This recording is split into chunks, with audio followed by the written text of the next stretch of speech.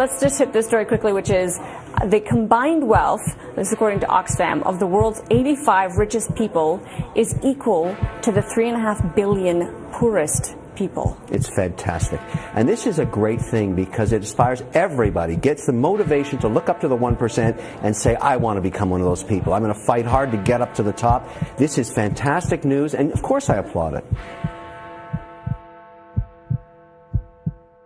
What can be wrong with this? Really? Yes, really. So somebody living on I celebrate capitalism. $1 a day in Africa is getting up in the morning and saying, I'm going to be Bill Gates. That's the motivation everybody needs. Only thing between me and I'm that not guy against is charity. motivation. I just need to pull up my socks. I don't have socks. Look, don't tell me that you want to redistribute wealth again. That's never going to happen. Okay? You know what? You take a simple stat like this, which is neither good nor bad. It's just a fact. It's a celebratory stat. I'm very excited about it. I'm wonderful to see it happen.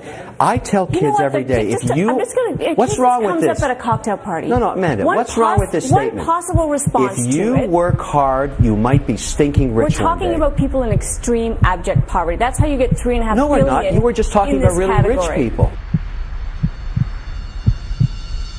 We are anonymous, and we have a solution. We represent 99% of the Earth's human population. When the actual number of the other 1% is considered, those who we do not represent, but who control almost every aspect of our lives, their number is more than 70 million. We represent every other human upon Earth. We, despite being the overwhelming majority, have no power over our own lives. We do not have equality in life. We do not have equal liberty. We do not have equal means and opportunities afforded to us to pursue our individual happiness. We are not socialists or capitalists, yet we support the right of every human who has been born on this earth, by no choice of their own, to have their basic necessities provided free of charge throughout their life. We are not religious, yet we support the right to believe, as long as the belief of one does not negatively affect the belief of another. We are not rich, yet we support the right to pursue wealth, as long as the pursuit of economic security is afforded equally to all, regardless of class, opportunity, or natural selection where the strongest survive. We are the weak. We are the downtrodden. We are the meek of the earth. We do not feel that we have a voice in our government, not because we do not choose to voice our desires, but because our government only offers us choices that it has appointed for us. Our choice for government officials has always been from the pool of the 1%. America's two-party political system has corrupted democracy and limited our ability to choose candidates who actually represent our needs and wants. We want change, real change. For hundreds of years, we've heard the same political rhetoric during every campaign. We are now more educated and informed than at any other time in Earth's history. We know what we want. We want our voices to be heard. We want the majority to rule and have power in government, as a true democracy demands.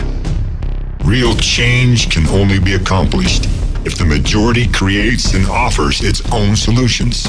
Solutions that perhaps the 1% status quo has never heard nor considered. In the past, our complaints, our protests, our movements, our demand for change have been without viable solutions. They have produced nothing but fear, division, hate, and more prejudice. The more we push against them, the more they push against us. What we desire cannot be accomplished by one person. It cannot be done by protest, nor movement, nor organization. It must be done by using and complying with what has been established among us, the law of the land, democracy, the voice of the majority. We must be unified. We must remain undivided. We must remain equal. We must have courage. And to protect each of us as we stand against the power of the 1%, we must remain anonymous. We have established a new political party called the Humanity Party. Our party's platform offers the solutions to our current problems, beginning with the introduction of a new constitution. Governments operate from constitutions. A constitution is a body of fundamental principles and established standards according to which a united group of people is to be governed. But the people, as a majority, must agree on the principles and standards by which they are governed. 200 years passed in American history before a group of people first met together and considered writing a different constitution for and by the people. In 1787, a convention convened to write a constitution, not by the will and for the sake of the 99%, but by the will and for the sake of the 1%. By 1987, the world had changed drastically. Politicians, lawyers, and judges had interpreted the original Constitution and established laws that supported the desires and needs of the 1%, disenfranchising the majority. For example, a law was established that gave a money entity, a corporation, many of the same rights afforded to a person. This was an act that benefited the 1% and negatively affected the majority. This act was, however, legal and lawful because the original Constitution gave this legislative power and authority to Congress, lawyers, and judges. The original Constitution provided the legal authority to establish inhumane laws. Because representatives of the 1% were those who wrote the original Constitution, it contained many inhumane laws that eventually needed to be overturned by amendment. Amendments can alter a constitution. But if the Constitution in and of itself is a flawed tapestry from the beginning, then any alteration will only weaken the original strength of the cloth from which it was made.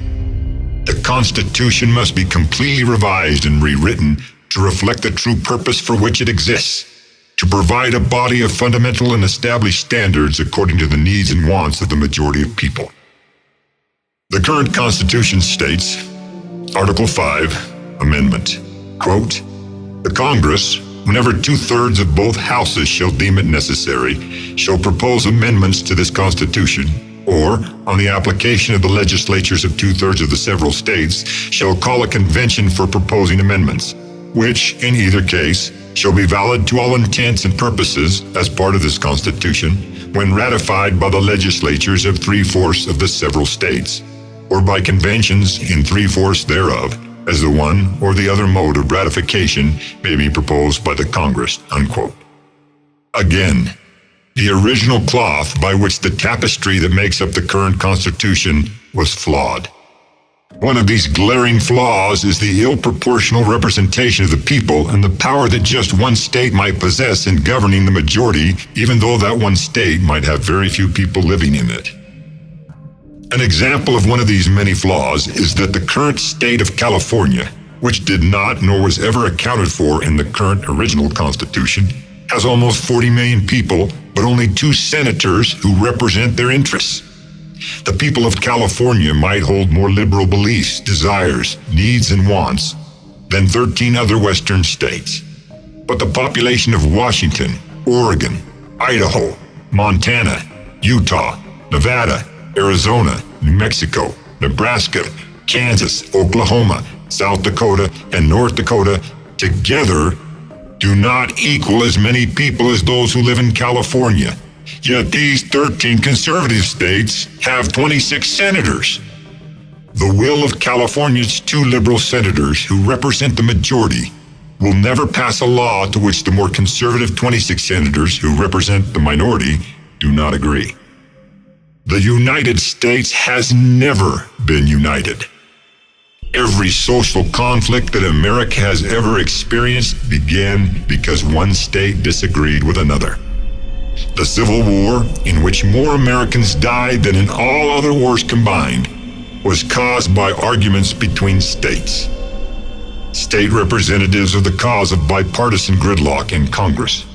States have caused and will continue to cause many social problems and conflicts unless they are stripped of their power and authority. The American people must become, finally, one nation, indivisible.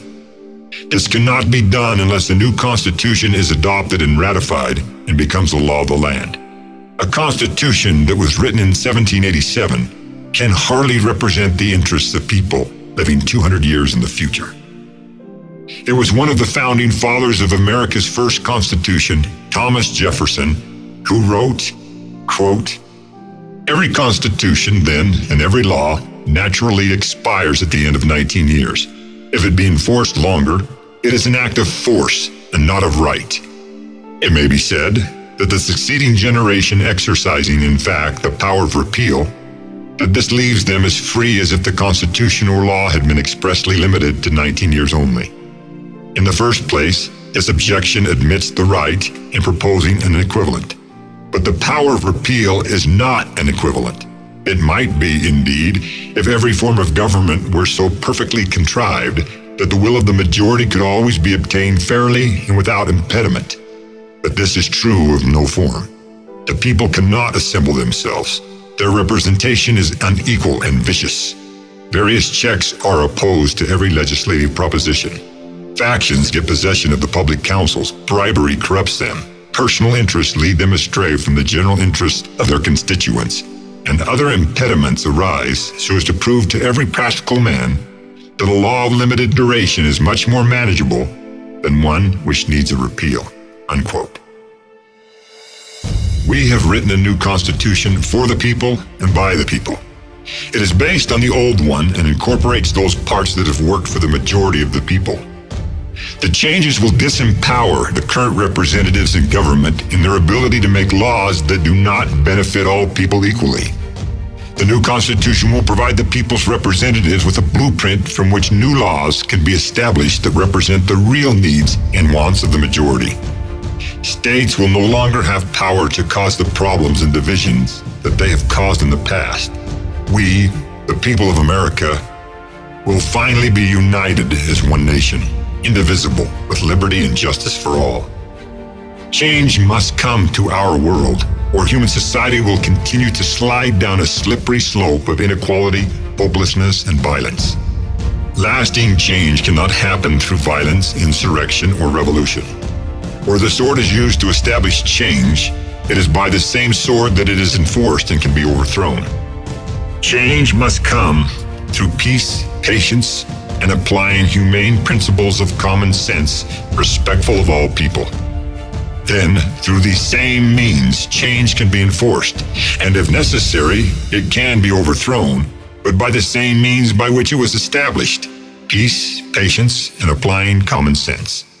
Anger and bloodshed have only led to more anger and bloodshed. Protests are the physical imposition of one's personal space onto another's. Peace demands that each person's space, no matter what it contains or where it is occupied, be respected by law. Protest at a location where another person is encroached upon does not accomplish its purpose and becomes counterproductive when the protest is being staged demanding equal rights for all. A new process of demanding change is necessary and required. This process must be one that has no violence, no anger, no disrespect or disparagement of another's space.